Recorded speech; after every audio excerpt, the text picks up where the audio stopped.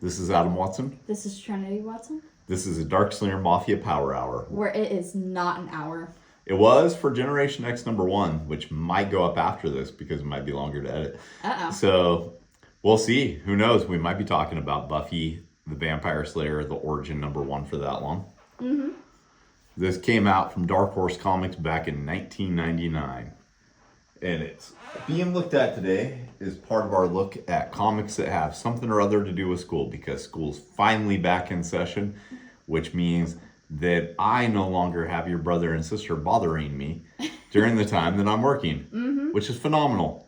I'm sure all parents can rejoice. This came with both a photo and a drawn cover. I want to look at the drawn cover because, the other one is a photo cover. So. And photo covers are often way more lame. Yeah, I understand why they did them on the Buffy comics. And I don't know what the sales numbers were on this, but I do think it was one of the better selling titles through the newsstand for Dark Horse back in the day. You'd go in to just regular grocery store. There would be 2 books you would see of Dark Horses at the regular store. You would see Star Wars and you would see Buffy. You may not see anything else besides that. Oh, wow. But you would see those 2. So it's reasonable to think that this sold very well.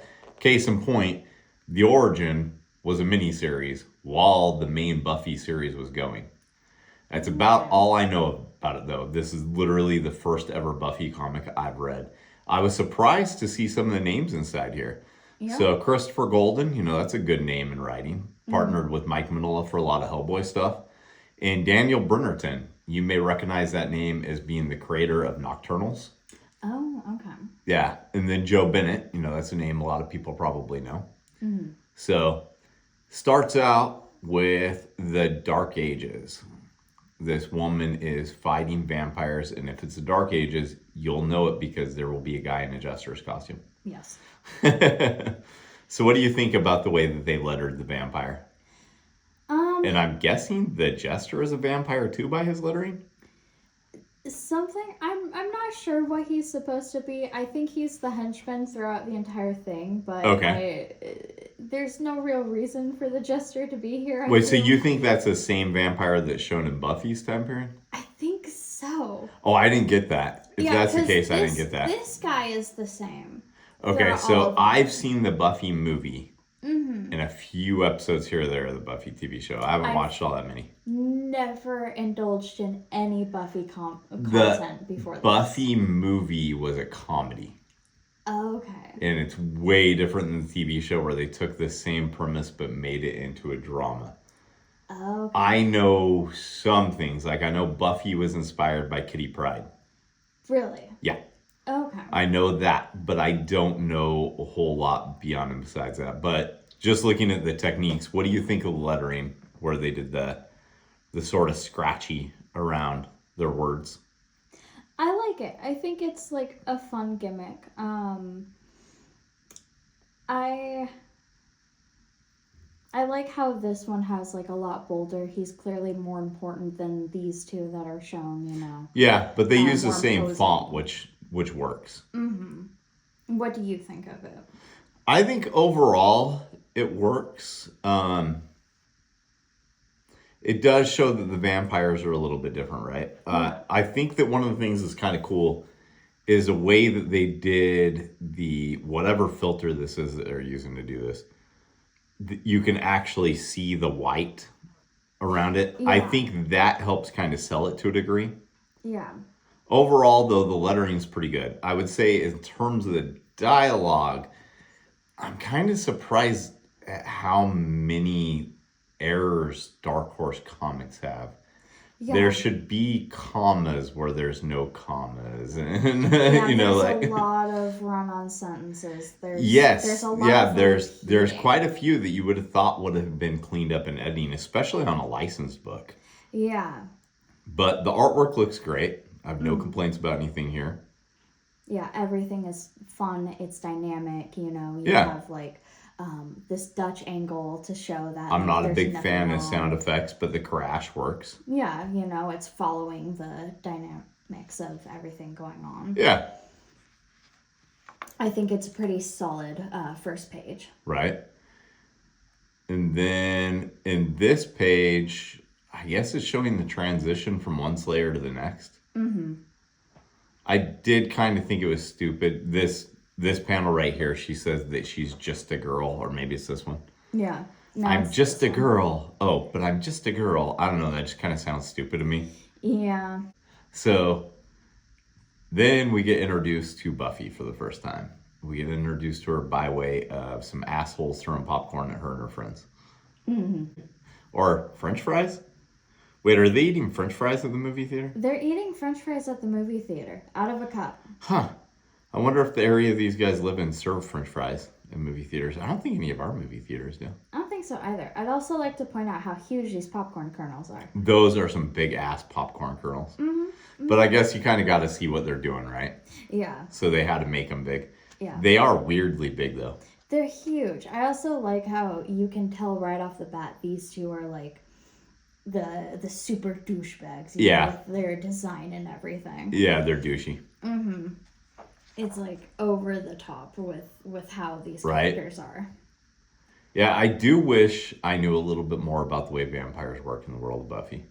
Yeah, it's because they just seem to shape shift at will. They also are shown flying and things like that in this. Yeah, their magic system isn't really properly set up, or at least in the. I don't know if it was in any of the TV shows or movies that I watched either. It just kind of seemed like it changed at will too, but yeah, I could be wrong about that. That's something I feel like really bogs down a lot of like magical system type stories. Is like when you don't have a defined rules. To your magic system. And there might be for Buffy. I just don't know what they are. Yeah. I do really. That's very effective. Yeah, that's the way he looks. I really like the way he looks. Yeah. And this guy's being a dick to him. I like the way he looks more than I like the way this guy is drawn. Yeah. Yeah, he's kind of drawn a little bit awkwardly, but I like everything about the way that he's going to eat him enough to kind of overlook that. Yeah. But the way that he goes from being a nerdy looking guy with eyes that are hidden behind his glasses to them almost being like hypnotic in this, I think that works really well. Yeah. And then if you notice, there's crosses that are kind of scattered everywhere. Yeah, woven into the story. Mm-hmm. I'm assuming that's intentional. I feel like it is. Otherwise, that's just a really weird plan. Yeah, it would be a weird design if it's not. Yeah. Maybe they're in Ireland, though. I don't know. I don't know anything about Buffy. Buffy takes place in America. I know that. Yeah. So now she's watching TV at home and eating popcorn. So she eats French fries when she goes to the movie theater, but she eats popcorn at home. She has weird worldviews. Right? Yeah, and it kind of keeps switching back and forth between the past and the present. Yeah. And it's a little ham-fisted with the way it's done. Yeah. There's also, like, there's no real... Like, the flow is missing there. Yeah. Yeah. There's nothing to really tell you other than this, but it's still, like, jarring. I think it would be better, honestly, if they had done one page of the past, one page of the present, one page of the past, one page of the present. Yeah. But doing this where it's just kind of 5 panels that are inset, and then apparently it's her dreaming. Yeah. Because you see her waking up, but you don't actually see her going to sleep, so... Sure, she looks tired, but she's still eating popcorn, so I'm going to say she's not falling to sleep right here. Yeah. It's, I don't know, it's kind of awkward. Yeah. In that particular way. I think they could have done that a lot better if they hadn't. But one of the things that I like about this is they use all black paneling borders. Yeah. So that's something that we do in Ghost Assassin, not something that I came up with. It was just an affectation of Edward Bulla, the first colorist, who colored it. But it was something that once it was done, I was like, oh, the borders don't need to stay white. And so it's become a main staple of Ghost Assassin ever since then. Okay. And I like that they do that in this. If you're going to do horror, why make it, bright white unless you're trying to make it seem hopeful beforehand, But whatever the case, I do like that. There are a lot of things I like about it and a lot of things I don't. Okay. And then we get an all vampire thing, but I couldn't figure out when this took place exactly. Yeah. Yeah, because it's not clear if that's in the present or the past. Right. Like, I think it's supposed to be in the present, but they didn't, like, they left it way too vague. Especially Right. with how they're doing, like, the back and forth hop. And then this here. So this is a silver penny, just for the record. Because look at the back of it. That's what's on the back of a penny, not a nickel, right? What? Isn't it? Yes. Yeah, so I can't figure out, like, they're trying to figure out what they're going to order, and then him holding up a nickel means it's coffee. Like, how much did coffee cost in 1999? I've never been a coffee drinker, so not that little, I would assume. I wouldn't think so, but maybe I'm wrong. Maybe I'm wrong. I don't know. We could get fact checked. Yeah, it's fine. Yeah. It's fine. If you drank coffee back then at roadside diners that looked like trains, go ahead and, Oh, it does look like a train. It looks like a train with a screen from an outdoor drive-in movie theater. Oh, yeah, you're right. Yeah, that's what it looks like. It's like a drive-in movie theater / train. Mm-hmm. I don't know. Maybe it's in the TV show. I have no idea. Yeah. It kind of looks goofy as hell, though, honestly. Mm-hmm. And then in these pages, these guys are just giving them some shit, and it's just kind of normal teenage stuff, right? Yeah. She's got a full-on knife at a diner. I do think that they used to actually give you sharp knives at diners. Nowadays, you'd never see that, right? Yeah. But when she slices it, I was like, oh, man, she sliced off his wiener. Like, I thought this was blood, right? Yeah. It turns out it's just supposed to be hot dog. Mm-hmm. I don't know about you, but it's ketchup? Yeah. Okay, well, ketchup's not pink. But I thought that was supposed to be a bit of the hot dog. I've never cut through a hot dog and seen splort go everywhere. Like, that is a weird, that doesn't convey well. No. It's not really fluid in what it's trying to tell. Yeah. And the one thing about this, okay, I was 19 when this came out. I'm not much older than what the kids were supposed to be that are featured in this. Right. I would like to believe that we didn't talk like this. Bummer metaphor. Like, I don't remember anybody my age saying bummer. Oh, that was a thing that's like the people who are like 5 years older than us said bummer. After the tip of your wiener gets cut off, you never said bummer metaphor. I don't think so. I also never had a hot dog being chopped in half because I didn't order hot dogs when I was at restaurants. Yep, so, that's a good thing to order. Not really. There's like the Coney Island dog places. Oh, there's places where you would order a hot dog. Even around here, there's those kind of places. Mm-hmm. So I don't know that it's that weird, but it's I don't know. It's kind of this whole sequence.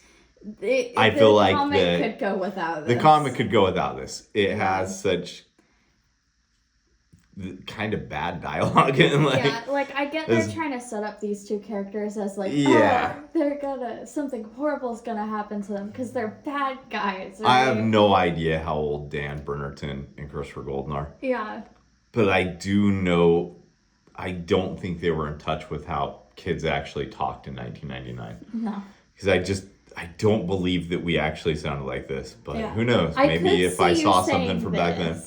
We hate you guys. Yeah, oh, he's just randomly saying that? Yeah. Because she ruined the end of a movie by just telling him the ending of any slasher movie. Mm-hmm. Which is basically the ending of the first Buffy movie, if I remember right. Except for she saves the guy, not the other way around. Yeah, it's my favorite advertisement ever. That is a weird advertisement. It's so weird. It's 3D model heads with like real life people's eyes and mouths and computer coloring of their hair. Yeah. Yeah, this must have been around the time that like Beast Wars and Reboot and things like that were getting really big, so they were trying to do some sort of digital stuff. It does not work at all, though. No, this looks like something you'd see in the old Donkey Kong cartoon. Yeah. Or something, yeah. Yeah. Mm-hmm. Yeah, no, I don't like anything about that. No. I actually don't like either of those ads. I think the layout on both of them is really bad. This is the most horror you're gonna see in this comic. I agree with that. I do agree with that. Mm-hmm. And then we have a guy coming along who is fighting the vampires, and I have no idea who he is. Yeah. Because I always thought Buffy's teacher was Giles, who you would know as Repo Man in the brilliant movie Repo Man. Oh, okay. That's the actor who plays Giles. Yeah, that's who plays Giles. And Buffy, and I thought that was her teacher, but then we have this guy who is not Giles, so I don't know. I don't know enough about Buffy to really comment on this, but I'm like, who is this guy? When I first I don't know. I wish he had a him, little bit of an introduction. Yeah, when I first saw him, I was like, oh, that's like our Mr. X nemesis type character, right? And that is one of the overall issues with this storyline. It's an origin, but it's an origin that doesn't set anything up. Yeah. It just kind of goes with the fact that if you pick this comic up, you probably already know Buffy from the TV series, from the other comics. It doesn't really explain much of anything. Yeah, the direction's like all over the place. Yeah, the artwork's good. Yeah, it has the dialogue is decent, except for the fact that there's so many instances where they're trying to sound like kids. Yeah. That it just comes across awkward. And that's like that in so many comics. Mm-hmm. You know, even like the old Ditko Lee Spider-Man comics, you pick it up and it's like, you can just hear them calling the hippie generation young people. Yeah. As you're reading it, because like any interview you saw with Kirby, Ditko, or Lee, all of them, they all use the same vernacular for younger people, and it was young people. Oh my God. Young people. And it's like, yeah. I don't know. Maybe you should have one of the young people of that age read it. It's kind of kind of like when my friend put LOL in as dialogue for something. I was like, I don't know. Have kids read that. See if they like that, because I think it's stupid, Ben. Mm-hmm. So, wow, way to call him out by name. Yeah, so now we have our, I don't know, I don't remember his name. I'm going to call him Mr. X because that's who he reminds me of from Resident Evil. Okay. We have Mr. X coming up to them, you know, being all creepy and stalking them. Mm-hmm. Stalking Buffy specifically because he's like, you have a destiny. You have dreams of yeah, and she's like, I don't have destiny. I'm just a stupid blonde. Like, that's how she acts. She's so stupid in this. I don't know how she is in the movie, but like... the movie's a comedy. Yeah. And so it's satirical. And no, I wouldn't say she's like that in that. Yeah. The TV show is more of a drama, but I don't recall her being just a dumb valley girl in that. But maybe she is before she becomes a Slayer. I don't know. Yeah. Because I've only seen a couple episodes here or there. Right. I don't know either. But like, she's so dumb. But I don't feel like Sarah Michelle Gellar's acting conveyed stupidity, even if that was what they were trying to do. Yeah.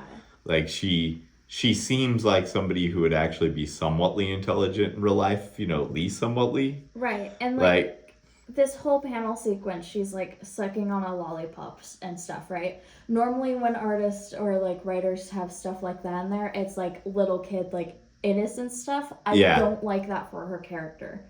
Okay. Because she's like a vampire slayer, right? And if they're trying to do this thing where it's like a balance between... So you don't think it's okay to show her as like innocent before she becomes a vampire slayer? The way that they're doing it, I feel is wrong. Yeah, I had no issue with the fact that she's sucking on a sucker, but I also didn't get the same thing you did from that. Because, you know, you read a lot of manga growing up, and maybe that's where you're pulling that from. Yeah, maybe. It's like, I didn't realize that characters in manga or anime getting nosebleeds was supposed to be them getting a hard-on until, it's 5 years ago. It's so awful. Yeah, I just figured that out, 5 years ago, so... Yeah. But, yeah, I also just... These panels are some of my least favorite. I just don't like her facial I can see that. It's just same panel repeated, isn't it? Yeah. But, yeah, like her, holding her hand up like that. I don't like her personality, and I think that's my biggest gripe with it. Yeah, you're not introduced to anything about her personality that makes you care in this. Yeah, because, you know, she's set up as a valley girl. She's almost set up like a mean girl in the beginning, and then you have her doing something that goes against the mean girl character, it seems. Yeah. So that's, my biggest gripe with this. And then we have this guy, which I actually like his design. Yeah, he looks like something that could be in a Castlevania game or something. He's pretty cool looking. Yeah. And he could be straight from one of the TV episodes. I have no idea. Yeah. But, yeah, we have her talking to Mr. X and, her coming to grips with the fact that she's a Slayer real quick. At the same time, we have this person here who I guess we're supposed to care is in danger. cats. But I've literally no clue who the hell this is. Yeah. Yeah, no clue. I don't know who that is. Yeah. I do like And I do know they don't seem to drink her blood. They just throw her into, I don't know, a stalactite maybe? I'm not sure what that's supposed to be. I thought it was supposed to be a tree. It could be a stalactite. Maybe it's a tree. Could be a The thing that made me think it was a stalactite is because it looks like they're on the cave. And like cave flooring. Yeah, I do like this panel with his face. Oh, everything about the drawing's good. The drawings are good. It's some of the storytelling is not. Yeah, the writing is. It's not just the writing; it's the storytelling itself. Yeah. So the basic way that these should be two separate pages. This should be one full page on its own, not something that's like a quarter of a page, a half a page, a quarter of a page. Mm-hmm. This whole thing needs to be slowed down. They should have told Dark Horse that they wanted like 6 issues to do instead of 4 or something. Yeah. And this was before people were writing from the trade, so writing for the trade, so I'm not even sure why it's like that. Yeah. But, they must have told them we have it budgeted for exactly 4 issues. That's how many it needs to be or something like that. I don't actually even know if this was 4 issues though, as I'm saying that. Yeah. Look at this angel statue. The angel statue looks great. The griping I have, I love the way the moon is cut around the clouds. All that works for me. The shadows on the tombstone are pretty good. It turns out that the guy that they're about to kill is not anybody who's been mentioned throughout the entirety of the story, though.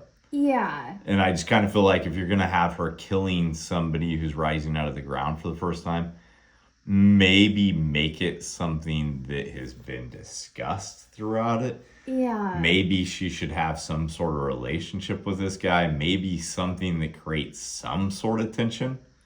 Right. Instead, it's just green hands coming out of the ground, which is, it's okay. It's very zombie, I feel. Not really vampire. Yeah, they do look more like zombies and vampires when they're coming out of the ground. Yeah. And then, we have this panel sequence of her and Mr. X kicking ass. Yeah.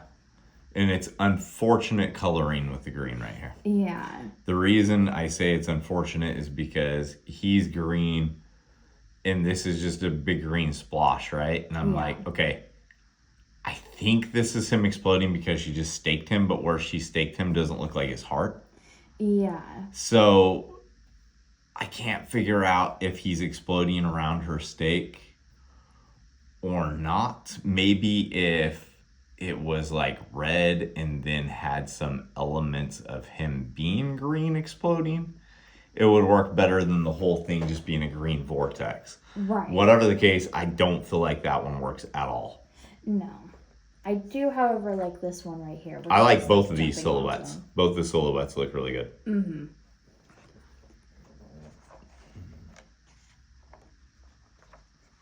And then they simplistically meet up, or tells her to meet him at a school the next day. So it's no resolution. Yeah. No real ending to this issue. Yeah. It's just right to the other. It's almost like this is being written for the trade, even though it's not. Yeah. It's just being written in a way that, I don't know. What do you think about it overall? I don't want to be a review channel, but right. But I do want to, as a licensed comic, did this make you want to watch the Buffy TV series? Honestly, no. Because the story in it is so rushed. The characters all feel all over the place. And those that are characterized consistently are such jerks in the writing that it's like, I don't want to watch a TV show that's just full of jerks and has mean-spirited writing, right? I could see that. So if I didn't know that the TV show was different than this and that the movie was different than either of them, I probably would never go watch them. Yeah, I have experience with both, and it didn't make me want to go watch either of them. It also Yeah. didn't make me want to go track down any more Buffy comics. Yeah, which, if this is like trying to set up the universe and everything, I think it's failed at its job if it doesn't make you want there are more. definitely comics you can get from the 80s or 90s that feel timeless, right? Dan Brennerton has created a bunch of them. Yeah. Christopher Golden has created, but Yeah. Nocturnals, you can read that at any point in time, right? Right. This feels like a relic of one time period. I don't know though. Maybe this is somebody's favorite comic. I don't mean to be shitting all over it. Yeah, and the art's competent. Like I said, the writing isn't bad. It's just rushed. Yeah. It's extremely rushed. If this storyline just for this comic was all 4 issues, I feel like that would be better if you just slow even it down. 2 issues. It needs to be slowed down. The characters need to be properly introduced. Yeah. It goes in assuming that absolutely everybody who's read this thing or is going to read this thing has already read Buffy. Yeah. Already watched the TV series. Which is a horrible assumption when you're making an origin comic for a character. Right? Like Jim Shooter with Marvel, the whole thing. Every comic is somebody's first comic, right? Yep. I kind of hope this one isn't someone's first comic. Yeah. Yeah, anything else? Nope. All right, let's go make some comics. Did you know that in addition to distributing comics through newsstand distribution and direct distribution, Comics Mainstream also does fulfillment services? Case in point, we just finished fulfilling the Kickstarter for issue number 3 of Purity by Nick Capone. Seen here is the Courtney Rose Dameron cover. Nick currently has a Kickstarter going for issue number 1 with a brand new cover by Courtney Rose Dameron. You can look for it on Kickstarter, a few days left. Interested in talking about fulfillment for your next Kickstarter campaign? Get in contact with us. In addition to fulfilling orders for Kickstarters, we can also fulfill your eBay, Mercari, Patreon, Indiegogo, or just your general shipments that you want to do. It's a great solution to anybody who's currently being affected by the tariffs, which everybody in the whole world seems to be. So if you're a publisher who lives in, say, Japan or Canada, Australia, wherever, and you want to print up some copies in the US and have a US-based fulfillment center sending them out, we can warehouse copies at our secure warehouse location and send things out usually within 24 hours. You can contact us at comicsmainstream@gmail.com. Contact us through our website, www.comicsmainstream.com. Send us a private message through Facebook, Instagram. We're not on Twitter anymore, but we're pretty much everywhere else.